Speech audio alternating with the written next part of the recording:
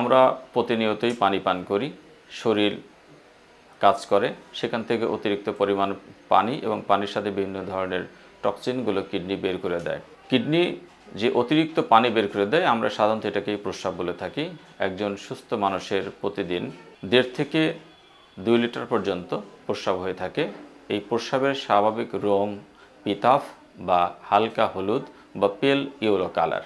এই স্বাভাবিক রঙের বাইরে গেলেই বুঝতে হবে যে তার প্রস্রাব স্বাভাবিক নয়।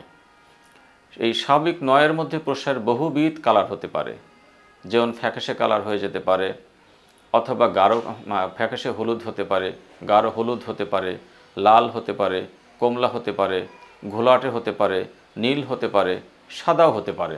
এইভাবে স্বাভাবিক রঙের বাইরে গেলেই অন্য যে কোনো রঙই সাধারণত আমাদেরকে দুশ্চিন্তার ভাঁজ ফেলে দিতে পারে।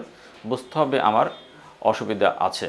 সেই অসুবিধাগুলো কিডনিজনিত কারণেও হতে পারে, কিডনি ছাড়া অন্য কোনো কারণেও সাধারণত হতে পারে। সাধারণত কোনো ব্যক্তির প্রস্রাবে যদি ফেনা ফেনা হয়, সাধারণত অ্যালবুমিন নামে এক ধরনের প্রোটিন আছে যেটা গেলে ফেনা ফেনা হতে পারে। এই ফেনা ফেনা হলে যত বেশি অ্যালবুমিন যাবে তত ফেনা হবে এবং তত প্রস্রাব ঘোলাটে হবে। এটা যদি বোঝা যায় তাহলে বুঝতে হবে যে তার কিডনির সমস্যা হয়েছে। এর পাশাপাশি যদি প্রস্রাবের রং লাল হয়ে যায়, স্বাভাবিক রং তো সাধারণত লাল হয় না, বললাম যে হালকা হলুদ বা পিতাভ কালারের হয়, সেখান থেকে যদি প্রস্রাব লাল হয়ে যায় তাহলে বুঝতে হবে যে আমার কিডনির সমস্যা আছে। যদি ঘোলাটে কালারের হয় তাহলে বোঝা যাবে যে কিডনির যে ফিল্টার, সেই ফিল্টারের সমস্যা আছে এবং যার কারণে সেখান থেকে কিডনির অনেকগুলো অসুখ হতে পারে। আর যদি লাল হয় তাহলে বুঝতে হবে যে তার মূত্রথলি অথবা কিডনিতে পাথর জাতীয় কোনো সমস্যা বা টিউমার জাতীয় কোনো সমস্যা হয়েছে।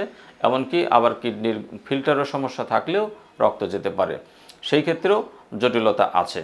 মূলত এই দুইটি কালারই যদি ঘোলাটে হয় অথবা লাল হয়, সেই সাথে সাথে যদি প্রস্রাবের পরিমাণ কমেও যায় তাহলে আমরা বুঝতে পারি যে কিডনিজনিত কারণে প্রস্রাবের রঙের পরিবর্তন হয়েছে। এছাড়া বহুবিধ যে কারণগুলো আছে, যেমন যদি ফ্যাকাশে হলুদ হয় তাহলে পানি শূন্যতার কারণে হয়, সে ফ্যাকাশে কালার পানি খাইলেই পানি শূন্যতা পূরণ হয়ে গেলে কালার স্বাভাবিক চলে আসে।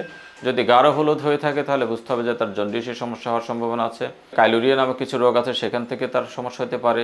যদি কমলা হয় তাহলে ইউরেমিক টক্সিন বিভিন্ন ধরনের ওষুধ অথবা বিষাক্ত জিনিসপত্র খাইলে সেখান থেকে প্রস্রাবের রং কমলা হয়ে যেতে পারে। লাল হলে যদি তার কোনো রক্তনালীর সমস্যা বা অন্য কোনো জায়গায় টিউমার বা অনেক ধরনের অসুখ আছে যেগুলোর কারণে রক্ত যায়, সেগুলোর কারণে হতে পারে।